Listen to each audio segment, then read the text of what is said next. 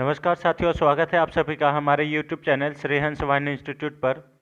आज का तारीख है 26 अक्टूबर 2023 और इस दिन के करंट अफेयर्स के सभी अति महत्वपूर्ण प्रश्न हम लोग इस वीडियो में डिस्कस करेंगे। अभी आने वाले सभी एग्जाम्स के लिए बेहद महत्वपूर्ण है, चाहे वो रेलवे हो, एसएससी हो, ठीक है, बिहार एसएससी हो, बिहार एसआई हो, सभी एग्जाम्स के लिए बेहद महत्वपूर्ण है। ठीक है, सभी एग्जाम्स में ये सब पूछे जाएंगे क्वेश्चंस। ठीक है, तो क्वेश्चंस आप अंत तक देखिएगा, वीडियो को अंत तक देखिएगा और अगर क्वेश्चंस पसंद आए तो कमेंट करके हमें ज़रूर फीडबैक दीजिएगा। ठीक है, चैनल पर नए हैं तो चैनल को ज़रूर सब्सक्राइब कर लीजिए। चलिए हम लोग क्वेश्चंस को शुरू करते हैं, लेकिन उससे पहले आज का मोटिवेशन देख लेते हैं। आज का मोटिवेशन है, स्ट्रगल से भी कभी डरना ही नहीं चाहिए, क्योंकि ये एक दिन कहानी बनती है और इसी कहानी को सक्सेसफुल होने के बाद सबको बतानी है। समझ में आ रहा है? तो जो स्ट्रगल है उससे कभी डरना नहीं चाहिए। अभी स्ट्रगलिंग पीरियड में है तो मतलब हिम्मत करके आगे बढ़ना है, और जब एक दिन सक्सेस हो जाएंगे तो इस स्ट्रगलिंग वाला जो कहानी है इसको भी सबको बताना है। ठीक है, तो चलिए इसी मोटिवेशन के साथ आज का पहला क्वेश्चन देख लेते हैं। आज का पहला क्वेश्चन है, हाल ही में अबू धाबी मास्टर्स 2023 में महिला एकल का खिताब किसने जीता? तो ये जीती है उन्नति हुड्डा। ऑप्शन नंबर ए इसका सही आंसर है। अबू धाबी मास्टर्स 2023 का जो महिला एकल का खिताब है ये उन्नति हुड्डा जी के द्वारा जीता गया है। ऑप्शन नंबर ए इसका सही आंसर है। ठीक है, उन्नति हुड्डा ने अबू धाबी मास्टर्स 2023 का महिला एकल का खिताब जीत लिया और इन्होंने सामिया इमाद फारूकी को हराकर अबू धाबी मास्टर चैंपियनशिप में एकल का खिताब जीता है। ठीक है, उन्नति हुड्डा मात्र 16 साल की है और सामिया इमाम फारूकी ये 20 साल की है। ठीक है, ये उनका दूसरा BWF सुपर वर्ल्ड टूर खिताब है। ठीक है, पहला जब ये खिताब है ये 14 साल की उम्र में जीती थी, इसे भी याद कर लीजिएगा। अबू धाबी मास्टर्स एक बैडमिंटन टूर्नामेंट था। ठीक है, यह 17 से 22 अक्टूबर 2023 तक अबू धाबी संयुक्त अरब अमीरात में इसका आयोजन किया गया था। ठीक है, कब से कब? तो 17 से 22 अक्टूबर 2023 ये बैडमिंटन टूर्नामेंट था, इसे भी याद कर लीजिएगा। ठीक है, अबू धाबी की बात करें तो इसकी राजधानी संयुक्त अरब की बात करें तो इसकी राजधानी अबू धाबी है और इसका मुद्रा UAE दिरहम है। प्रधानमंत्री मोहम्मद बिन राशिद अल मखदूम है, इसे भी याद कर लीजिएगा। ठीक है, इम्पॉर्टेंट। अब कुछ रेसेंट इवेंट्स और स्पोर्ट्स एंड इवेंट्स का बात करें तो देखिए, इटालियन ग्रैंड प्रिक्स हुआ था, फार्मूला 1 रेस। ठीक है, ये कहाँ हुआ था? मोन्जा में। और इसे जीता कौन है? तो मैक्स वर्स्टेपन जीता है, इसे भी याद कर लीजिए। US ओपन कौन जीता है? तो नोवाक जोकोविच। और ये 24वां ग्रैंड स्लैम सिंगल था, न्यूयॉर्क में इसका आयोजन हुआ था। ठीक है, super giant beat East Bengal, ये डूरंट कप का आयोजन हुआ था जो कि वेस्ट बंगाल में, और जीता कौन है? तो मोहन बगान जीता है, ये भी याद कर लीजिएगा।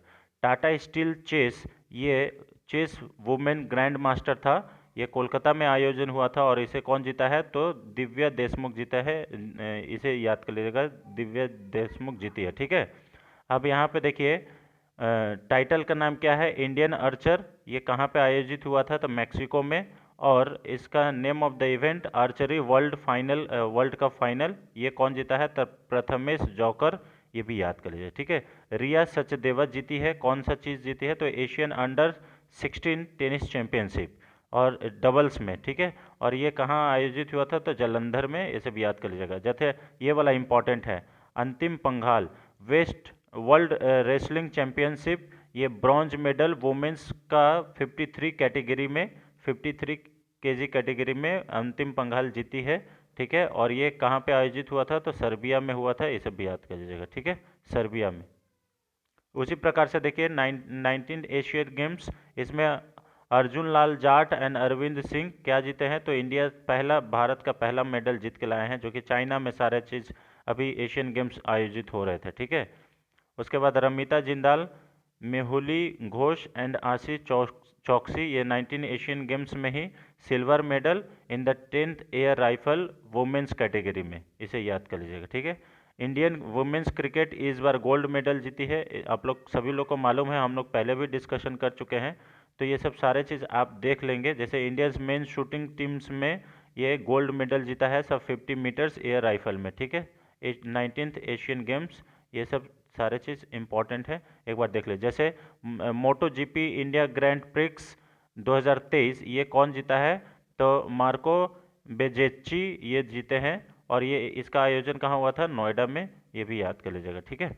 कुछ इम्पॉर्टेंट यहाँ पे दिए हैं, इसलिए इसको हम लोग लेके आए। जैसे किरण बलियान, ये इम्पॉर्टेंट है ना, क्योंकि 19th एशियन गेम्स में ब्रॉन्ज मेडल जीती है शॉर्ट पुट में, ये याद कर लीजिएगा, शॉर्ट पुट में, ठीक है। यहाँ पे देखिए, भारत एशियन चैंपियंस ट्रॉफी जीता है, 4th बार चेन्नई में आयोजित हुआ था इसका, ठीक है। और FIFA World Cup, FIFA women's World Cup ये कौन जीता है, तो स्पेन जीता है, ये याद कर लीजिएगा, जो कि ऑस्ट्रेलिया में इसका आयोजित हुआ था। चलिए क्वेश्चन नंबर 2 पे आते हैं। हाल ही में किस मिलिट्री स्टेशन को बेस्ट ग्रीनफील्ड स्टेशन पुरस्कार से सम्मानित किया गया है, तो बेस्ट ग्रीनफील्ड मिलिट्री स्टेशन अभी हाल ही में उधमपुर मिलिट्री स्टेशन को दिया गया है। ऑप्शन नंबर सी इसका सही आंसर है, उधमपुर मिलिट्री स्टेशन, ठीक है।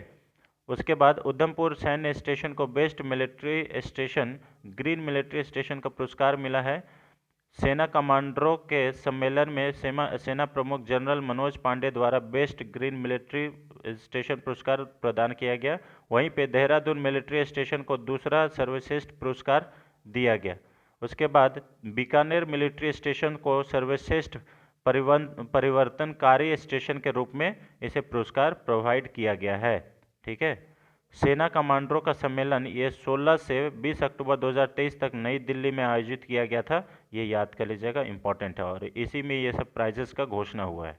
अभी आपको मालूम होगा कि हाल ही में उधमपुर रेलवे स्टेशन का नाम जो है ये मटायर शहीद कैप्टन तुषार महाजन रेलवे स्टेशन नाम कर दिया गया है, ये भी याद कर लीजिएगा, क्योंकि ये बहुत हम लोग इसको कवर अप किए थे, ठीक है, कि अभी हाल ही में उधमपुर रेलवे स्टेशन का नाम बदल करके क्या कर दिया गया है, तो वो क्या होगा, शहीद तुषार महाजन रेलवे स्टेशन, इसे याद कर लीजिएगा। और ये कहाँ पे स्थित है, तो ये जम्मू एंड कश्मीर में स्थित है, इसे भी याद कर लीजिएगा, ठीक है, Jammu and Kashmir. Question number 3 पे आते हैं फ्रेंड्स। हाल ही में हार्वर्ड लॉ स्कूल के अवार्ड फॉर ग्लोबल लीडरशिप से किसे सम्मानित किया गया है, तो अवार्ड फॉर ग्लोबल लीडरशिप से सम्मानित अभी हाल ही में हमारे भारत के CJI, ठीक है, chief justice of India DY Chandrachud ji को सम्मानित किया गया है। ऑप्शन नंबर 20 का सही आंसर है, हार्वर्ड लॉ स्कूल की तरफ से, ठीक है, CJI चंद्रचूड़, ऑप्शन नंबर 20 का सही आंसर है।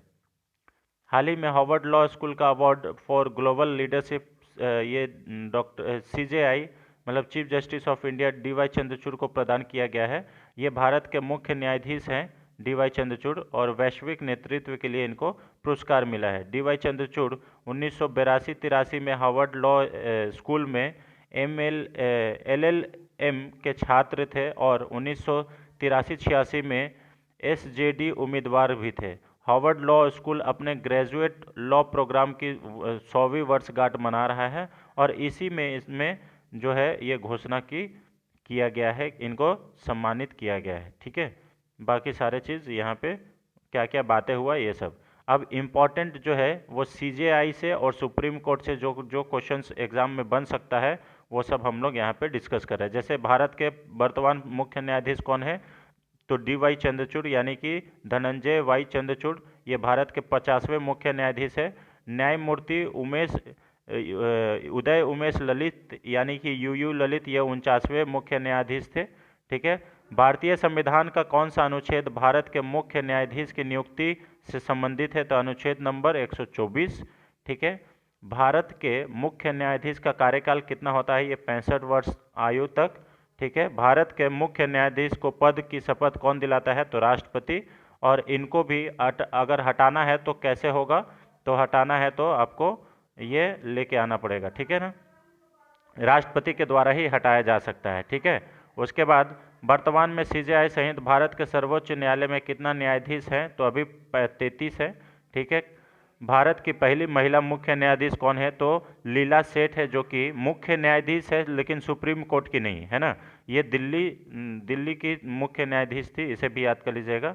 भारत की सुप्रीम कोर्ट की स्थापना कब हुई थी, तो 26 जनवरी 1950 का, और सुप्रीम कोर्ट का पहला जो बैठक है ये 28 जनवरी 1950 को हुआ था।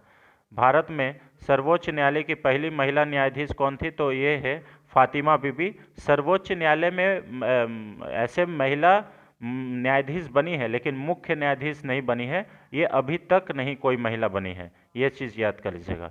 अब सुप्रीम कोर्ट से इम्पोर्टेंट अनुच्छेद देख लेते हैं। जैसे सर्वोच्च न्यायालय के किस क्षेत्र अधिकार के अंतर्गत केंद्र एवं राज्य के बीच विवाद को शामिल किया जाता है, तो मूल क्षेत्र अधिकार क्षेत्र अधिकार जो है वो अनुच्छेद 131 के तहत मूल अधिकार क्षेत्र के तहत सर्वोच्च न्यायालय राज्य और केंद्र के बीच विवाद को हल कर सकता है। 131 के तहत भारत के संविधान के व्याख्याकार और संरक्षण किसे कहा जाता है, तो सुप्रीम कोर्ट को ही कहा जाता है। सर्वोच्च न्यायालय ने न्यायाधीश अपने कार्यकाल का इस्तीफा किसे देता है, तो ये राष्ट्रपति को देता है। ठीक है। उसके बाद 124 में सुप्रीम कोर्ट की स्थापना की बात कही गई है। अनुच्छेद 126 में मुख्य न्यायाधीश के बात किया गया है। अनुच्छेद 127 में एडहॉक न्यायाधीश हैं। अनुच्छेद 129 सुप्रीम कोर्ट को अभिलेख न्यायालय कहा गया है। और उसके बाद अनुच्छेद 147 में संविधान की व्याख्या है। भारत का सर्वोच्च न्यायालय का अस्तित्व ये हमने बता दिया। उसके बाद सर्वोच्च न्यायालय किस अनुच्छेद के तहत रीट जारी कर सकता है, तो अनुच्छेद नंबर 32 के तहत रीट जारी कर सकता है। 6 प्रकार का रीट जारी कर सकता है सुप्रीम कोर्ट। ठीक है। उच्च न्यायालय जो है वो रीट अनुच्छेद 226 के तहत जारी कर सकता है।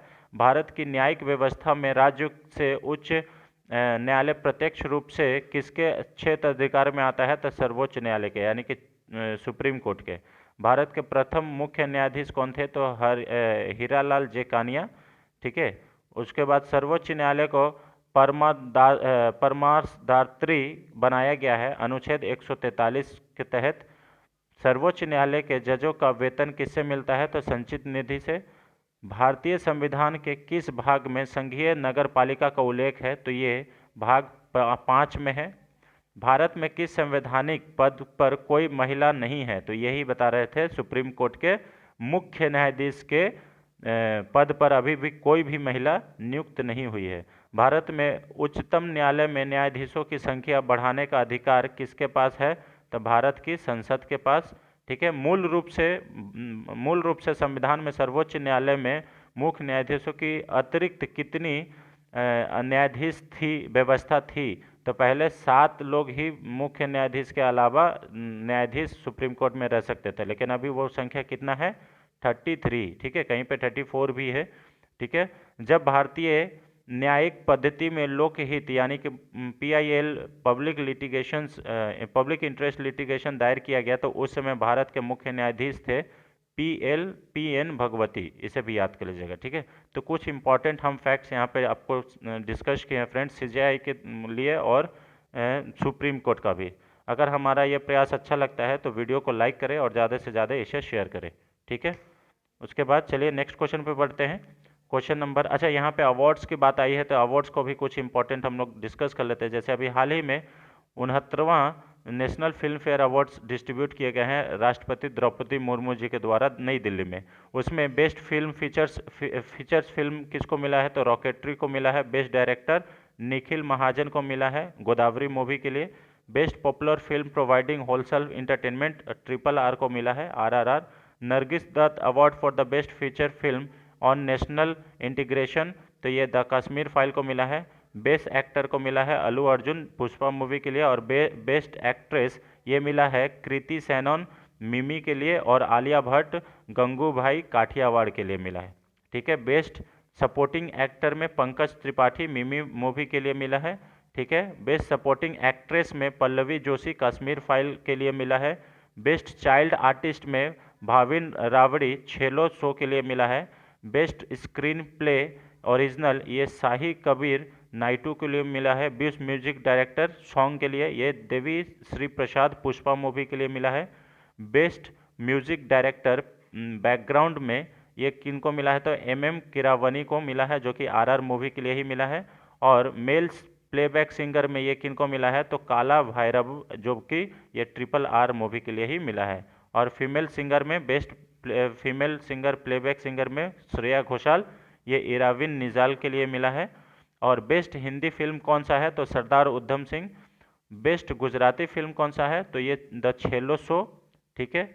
और Indira Gandhi award for best debut film of A director, ये मिला है विष्णु मोहन जी को, और ये मेपाडियन को मिला है, इसे भी याद कर लीजिएगा मूवी के लिए। ठीक है, चलिए, तो बहुत सारे कुछ इंपॉर्टेंट हम लोग अवार्ड्स इसे याद करते रहेंगे, और ऐसे ही करते करते हमारा याद भी हो जाएगा। आने वाले सभी एग्जाम्स में आप देखिएगा ये सब क्वेश्चन जरूर आएगा। ठीक है, क्वेश्चन नंबर 4 पे आते हैं। हैदराबाद इप्रिक्स फार्मूला ई रेस का दूसरा संस्करण किस वर्ष आयोजित किया जाएगा?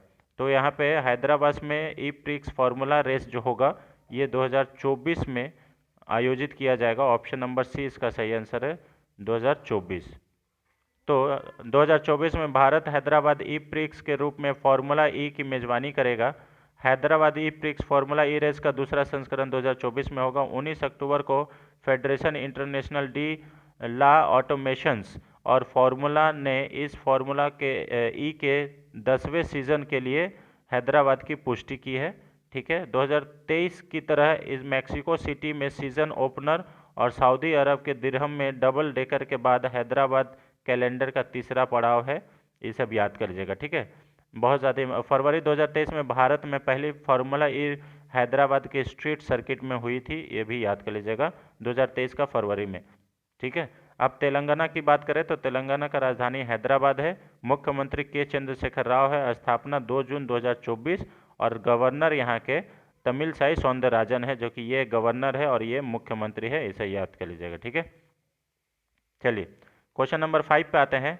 हाल ही में संयुक्त राष्ट्र दिवस कब मनाया जाता है? तो ये मनाया जाता है 24 अक्टूबर को। ऑप्शन नंबर सी इसका सही आंसर है, यूनाइटेड नेशन डे, 24 अक्टूबर। ठीक है, यहाँ पे देखिए, हर साल 24 अक्टूबर 1945 को संयुक्त राष्ट्र का निर्माण को चिन्हित करने के लिए यह मनाया जाता है 24 अक्टूबर को। 1948 से 24 अक्टूबर को संयुक्त राष्ट्र दिवस मनाया जा रहा है। संयुक्त राष्ट्र पर देशों के बीच मैत्रीपूर्ण संबंध विकसित करने, अंतर्राष्ट्रीय सहयोग प्राप्त करने और राष्ट्र के लिए समन्वय पर केंद्र का भी जिम्मेदारी है। संयुक्त राष्ट्र अमेरिका के राष्ट्रपति फ्रैंकलिन डी रूजवेल्ट ने संयुक्त राष्ट्र नाम दिया था और इसका उपयोग पहली बार द्वितीय विश्व युद्ध के दौरान देखा गया था। 1 जनवरी 1942 को यह मनाया गया। ठीक है, अभी संयुक्त राष्ट्र के महासचिव कौन है? तो एंटोनियो गुटेरेस हैं, इसे भी याद कर लीजिएगा, इंपॉर्टेंट है ना। चलिए, अब कुछ हम लोग यहाँ पे दिवस पहले बात कर लेते हैं। अंतर्राष्ट्रीय वृद्धजन दिवस ये 1 अक्टूबर को मनाया जाता है। उसके बाद इस बार का थीम क्या है? तो वृद्ध व्यक्तियों के लिए मानव अधिकारों की सार्वभौमिक घोषणा के वादों को पूरा करना पीढ़ियों तक।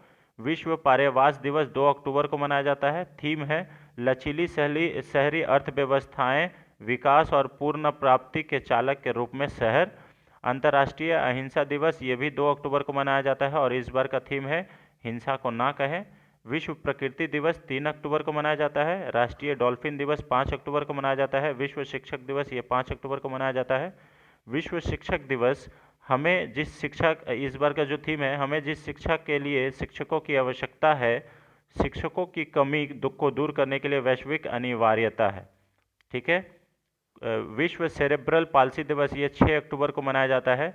विश्व मुस्कान दिवस ये भी 6 अक्टूबर को मनाया जाता है।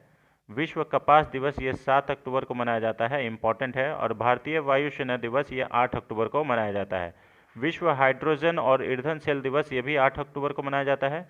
विश्व डाकघर दिवस ये भी 9 अक्टूबर को मनाया जाता है। विश्व डाकघर दिवस 2030 का थीम क्या है? Together for trust, collaborating for a safe and connected future, ये इस बार का थीम है। विश्व मानसिक स्वास्थ्य रोग दिवस ये 10 अक्टूबर को मनाया जाता है और राष्ट्रीय डाक दिवस ये 10 अक्टूबर को ही मनाया जाता है। उसके साथ साथ गुड मैन्युफैक्चरिंग प्रैक्टिस डे ये भी 10 अक्टूबर को मनाया जाता है। ठीक है, इम्पॉर्टेंट दिवस है, इसलिए हमने एक बार फिर से रिवाइज करने का फैसला लिया। अंतर्राष्ट्रीय बालिका दिवस ये 11 अक्टूबर को मनाया जाता है और इस बार का थीम क्या है? लड़कियों के अधिकारों में निवेश, हमारा नेतृत्व, हमारा कल्याण। विश्व गठिया रोग दिवस ये 12 अक्टूबर को मनाया जाता है। विश्व दृष्टि दिवस ये भी 12 अक्टूबर को ही मनाया जाता है। ठीक है, अंतर्राष्ट्रीय आपदा जोखिम न्यूनीकरण दिवस यानी कि 13 अक्टूबर को ये मनाया जाता है और इस बार का थीम क्या है? लचीले भविष्य के लिए असमानताओं से लड़ना। लचीले भविष्य के लिए असमानताओं से लड़ना, ये इस बार का थीम है। ठीक है, राष्ट्रीय सिनेमा दिवस 2023 ये कब मनाया जाता है? तो 13 अक्टूबर को मनाया जाता है। विश्व मानक दिवस ये 14 अक्टूबर को मनाया जाता है। विश्व छात्र दिवस ये 15 अक्टूबर को मनाया जाता है। विश्व छात्र दिवस 2023 का थीम क्या है? भविष्य को सशक्त बनाना सभी के लिए शिक्षा है। ठीक है, इसे याद कर लीजिएगा। विश्व खाद्य दिवस ये 16 अक्टूबर को मनाया जाता है। विश्व खाद्य दिवस 2023 का थीम क्या है? जल ही जीवन है, जल ही भोजन है, किसी को पीछे ना छोड़े, ये इस बार का थीम है। विश्व ऑस्टियोपोरोसिस दिवस ये 20 अक्टूबर को मनाया जाता है। इम्पॉर्टेंट है, तो ये कुछ इम्पॉर्टेंट दिवस है फ्रेंड्स। और ये संयुक्त राष्ट्र दिवस ये 24 अक्टूबर को मनाया जाता है, ये भी याद कर लीजिएगा। तो अभी हम लोग अक्टूबर का सारे दिवस जो इम्पोर्टेंट है एग्जाम्स में आ सकते हैं वो हमने रिवाइज कर लिया। अब इसके साथ साथ कुछ इम्पॉर्टेंट इंटरनेशनल ऑर्गेनाइजेशंस है और उनका एस्टेब्लिशमेंट, उनका हेड और उनका हेडक्वार्टर्स कहाँ पे है। जैसे WHO, ये कहाँ पे हेडक्वार्टर है? जेनेवा स्विट्जरलैंड में। इसका स्थापना कब हुआ था? 7 अक्टूबर 1948 को। अभी इसके हेड कौन है? तो टेड्रोस एधनोम है, इसे याद कर लीजिएगा। यूनाइटेड नेशंस ये न्यूयॉर्क में है, 24 अक्टूबर अभी हमने देखा। और एंटोनियो गुटेरेस ये जो है इसके महानिदेशक है, महासचिव है। ठीक है। यूनिसेफ ये न्यूयॉर्क USA में इसका हेडक्वार्टर है। 11 दिसंबर 1946 की इसकी स्थापना हुई थी। Henrietta H. फोरे ये इसके अभी डायरेक्टर जनरल है। वर्ल्ड इकोनॉमिक फोरम ये कोलोंजी स्विट्जरलैंड में स्थित है। जनवरी 1971 में इसकी स्थापना हुई थी। और क्लॉज स्वच्छ ये इसके डायरेक्टर जनरल है। IMF Washington DC United states में इसका हेडक्वार्टर है। 27 दिसंबर 1945 का इसका एस्टेब्लिशमेंट हुआ था। चीफ इकोनॉमिस्ट अभी कौन है? तो IMF का गीता गोपीनाथ है, जो कि भारतीय मूल की महिला है। ठीक है। वर्ल्ड बैंक ये भी वाशिंगटन DC में है। वर्ल्ड बैंक और IMF को ट्विन सिस्टर के नाम से भी जाना जाता है। ठीक है। जुलाई 1944 में इसकी स्थापना हुई थी। और अभी प्रेसिडेंट जो है वर्ल्ड बैंक के, वो डेविड मालपास हैं। और इनके जगह पे अभी चेंज हो गए हैं। ठीक है। जो भारत के हैं आप लोग ये हमें कमेंट बॉक्स में ज़रूर बताएगा। ठीक है। World Trade Organization Geneva Switzerland में इसकी स्थापना हेडक्वार्टर है। 1 जनवरी 1995 को इसकी स्थापना हुई थी। और इसके रोबर्टो एजेबेडो ये अभी WTO के हेड हैं, इसे याद कर लीजिएगा। ठीक है। यूनेस्को की बात करें तो यूनेस्को ये पेरिस फ्रांस में इसका हेडक्वार्टर है। 16 नवंबर 1945 को इसकी स्थापना हुई थी। और एंड्रो एजोले जो है इसके हेड है। सार्क ये काठमांडू नेपाल में स्थित है। 8 दिसंबर 1985 को ढाका बांग्लादेश में इसका स्थापना हुआ था। सेक्रेटरी जनरल एसाले विरिकॉन है, इसे भी याद कर लीजिएगा। ठीक है। आसियान जकार्ता इंडोनेशिया में इसका हेडक्वार्टर है। 8 अगस्त 1967 को इसकी स्थापना हुई थी। और लिम जोक हुन मुन ये इसके अभी हेड है। ठीक है। OECD ये पेरिस फ्रांस में इसका हेडक्वार्टर है। 30 सितंबर 1961 को इसको इस्टेब्लिशमेंट हुआ था। और एंजल गुरिया इसके हेड है। ठीक है। AIIB ASEAN infrastructure investment bank, Asian infrastructure investment bank ये बीजिंग चाइना में इसका हेडक्वार्टर है। जनवरी 2016 में इसकी स्थापना हुई है। और ली लुगुन इसका हेड है अभी। ठीक है। एशियन डेवलपमेंट बैंक यानी कि ADB ये मनीला फिलीपींस में इसका हेडक्वार्टर है। 19 दिसंबर 1966 को इसका एस्टेब्लिशमेंट हुआ था। मात्सागुसु आसाकावा इसके हेड है। ठीक है। उसके बाद world wild fund for nature WWF ये ग्लैंड स्विट्जरलैंड में इसका हेडक्वार्टर है। 29 अप्रैल 1961 का इसका एस्टेब्लिशमेंट हुआ था। और चार्टर्ड रॉबर्ट्स ये इसके अभी हेड है। ठीक है। इसी प्रकार से और भी सारे चीज़ है यहाँ पे फ्रेंड्स, तो आप लोग इसे देख लीजिएगा वीडियो को पॉज करके। अन्यथा हम लोग जब इसको और भी पढ़ेंगे तो फिर बहुत ज़्यादा लंबा हो जाएगा। ये सब चीज़ देख लीजिएगा। ठीक है, इंपॉर्टेंट है। चलिए क्वेश्चन नंबर 6 पे आते हैं। हाल ही में किस राज्य अथवा केंद्र शासित प्रदेश में 22 अक्टूबर 2023 को अपने पहले मिशन शक्ति कैफ़े का उद्घाटन किया है? तो ये जो मिशन शक्ति कैफ़े है ये अभी हाल ही में उत्तर प्रदेश सरकार के द्वारा शुरू किया गया है। ऑप्शन नंबर C इसका सही आंसर है, उत्तर प्रदेश सरकार। ठीक है। CM योगी ने 22 अक्टूबर को 2023 में गोंडा जिले में मिशन शक्ति कैफ़े का उद्घाटन किया। ठीक है। और यहाँ पे ये राज्य का पहला मिशन शक्ति है। इसमें इसका उद्देश्य क्या है? महिलाओं को सशक्त बनाना है, छात्रों को पौष्टिक आहार प्रदान करना है। और ये मिशन शक्ति जो कैफ़े है, इसकी शुरुआत सरकारी सहायता प्राप्त श्री लाल बहादुर शास्त्री कॉलेज से की गई है। इसे भी याद कर लीजिएगा, ठीक है। बहुत ज़्यादा इसका स्थापना ये इम्पोर्टेंट है। लड़कियों को पोषण पोटली और स्वच्छता किट प्रदान की जाएगी और 11,000 लड़कियों के लिए कन्या भोजन का भी आयोजन इसमें किया गया है। ये याद कर लीजिएगा, ठीक है, इम्पॉर्टेंट है। अगर ये ऊपर उत्तर प्रदेश की बात किया जाए तो इसके मुख्यमंत्री कौन है? तो योगी आदित्यनाथ हैं, ठीक है। और जो वहाँ के गवर्नर हैं वो हैं आनंदीबेन पटेल। इसे भी याद कर लीजिएगा, ठीक है। क्वेश्चन नंबर 7 पे आते हैं। हाल ही में, ये इम्पॉर्टेंट है ऑबिच्योरीज से, हाल ही में सर बॉबी चार्ल्टन का 86 वर्ष की आयु में निधन हो गया। वो निम्नलिखित में से किस खेल के दिग्गज खिलाड़ी थे? तो ये एक फुटबॉलर थे, बहुत ही बढ़िया फुटबॉलर, दिग्गज खिलाड़ी। ऑप्शन नंबर ए इसका सही आंसर है, सर बॉबी चार्ल्टन। 86 वर्ष की आयु में निधन हो गया। ये मैनचेस्टर यूनाइटेड और इंग्लैंड के फुटबॉल खिलाड़ी थे। इसे याद कर लीजिएगा। इनका 86 वर्ष की आयु में निधन हो गया। 20 साल पहले ये कैरियर के, देखिए यहाँ पे इनकी मृत्यु की घोषणा कौन किया था? मैनचेस्टर यूनाइटेड ने खुद किया है। वो अपनी शक्तिशाली निशानेबाजी और 20 साल के कैरियर के दौरान 3 लीग खिताब जीतने के लिए जाने जाते हैं। 1966 के विश्व कप जीतने वाली इंग्लैंड के टीम के भी हिस्सा यही थे, ठीक है। बॉबी चार्ल्टन का जन्म 11 अक्टूबर 1937 को एशिंगटन नॉर्थम्बरलैंड में हुआ था। ये 1953 में एक स्कूली छात्र के रूप में मैनचेस्टर यूनाइटेड में शामिल हुए थे और बाद में उसी टीम का हिस्सा बने जिसमें 1954-1956 के बीच लगातार 3 बार यूएफए यूथ कप जीता था, ठीक है। इसलिए ये इम्पॉर्टेंट है ना। चलिए, ये है सर बॉबी चार्ल्टन और 86 की उम्र में इनका निधन हो गया। क्वेश्चन नंबर 8 पे आते हैं फ्रेंड्स। हाल ही में निम्नलिखित में से किसने और विकलांग व्यक्तियों के लिए कौशल परिषद ने समावेशी कार्यक्रम के लिए जॉब कोच के लिए एक एमओयू पर हस्ताक्षर किया है? जॉब कोच, तो ये जो किया है ये भारतीय कॉरपोरेट मामले संस्थान यानी कि Indian institute of corporate affairs के द्वारा किया गया है। ऑप्शन नंबर बी इसका सही आंसर है, Indian institute of corporate affairs, ठीक है। Indian institute of corporate affairs और skill counselling for person with disabilities in equality programmes के लिए जॉब कोच के लिए समझौता पर हस्ताक्षर किया है। इस एमओयू पर समझौता मानेसर गुरुग्राम में आईआईसीए परिसर में हस्ताक्षर किए गए हैं, ठीक है। इसका उद्देश्य क्या है? इसका मुख्य उद्देश्य विभिन्न संस्थानों के माध्यम से विविध कार्यबल के निर्माण और प्रबंधन के लिए ज्ञान, कौशल और दक्षता के संबंध में कॉरपोरेट जगत को सक्षम बनाने के लिए SCPWD और IICA की विशेषताओं का समन्वय करना, यानी कि IICA और SCPWD सहयोग कॉरपोरेट प्रतिनिधित्व और अन्य हितधारकों की क्षमता को निर्माण में मदद करता है। ये भी याद कर लीजिएगा। तो ये सब इम्पॉर्टेंट चीज़ है, ये बहुत ज़्यादा इम्पॉर्टेंट है, ठीक है ना।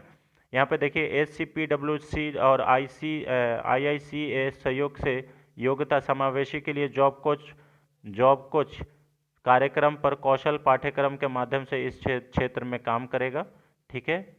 और ये इसका IICA school of business environments की प्रमुख डॉक्टर गरिमा दीक्षित और यहाँ पे SCPWD के जो CEO हैं ये श्री रविंद्र सिंह के बीच समझौता ये हुआ है। इसे याद कर लीजिएगा, ठीक है। ये विकलांग व्यक्तियों के लिए कौशल परिषद है। सोसाइटी पंजीकरण अधिनियम 1860 के तहत पंजीकृत है। कौन सा? तो ये SCPWD, इसे याद कर लीजिएगा।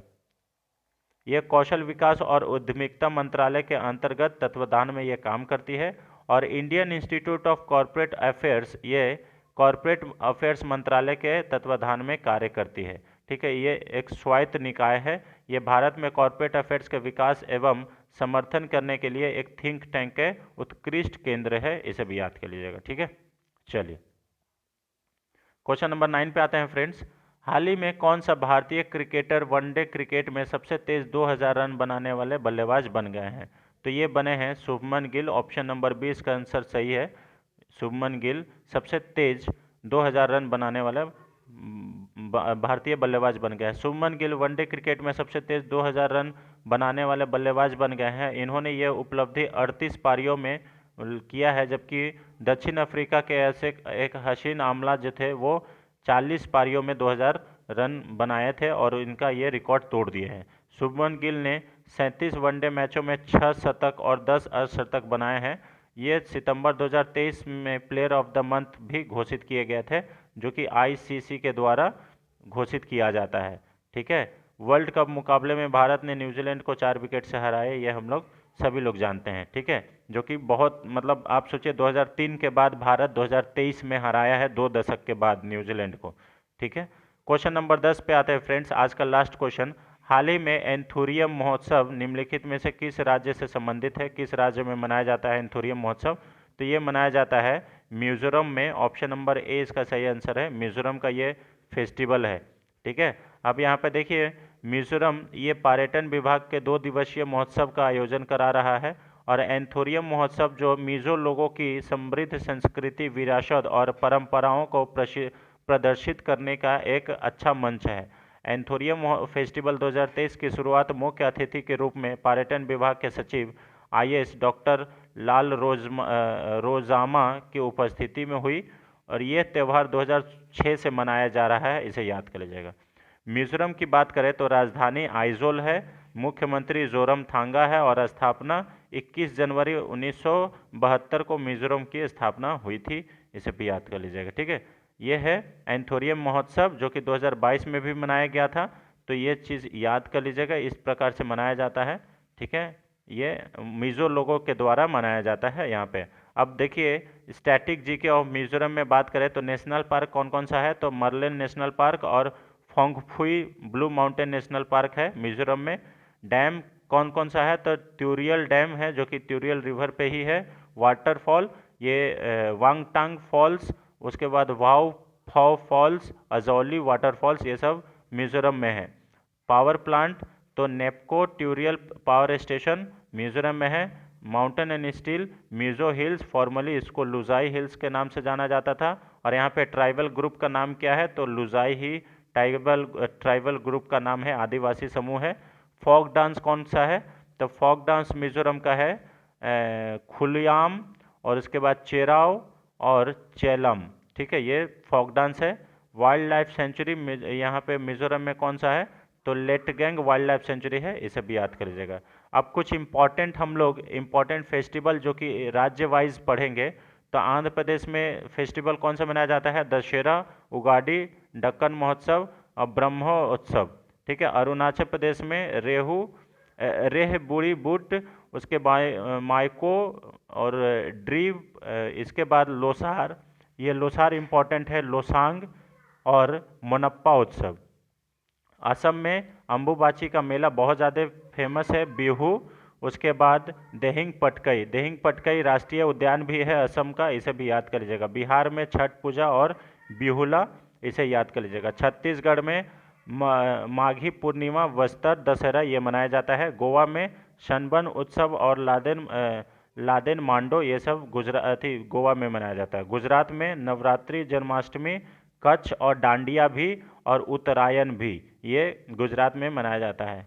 हिमाचल प्रदेश में रामदुखनी और गोची महोत्सव मनाया जाता है हिमाचल प्रदेश में। हरियाणा में बैसाखी मनाया जाता है, इसे याद कर लीजिएगा। ठीक है।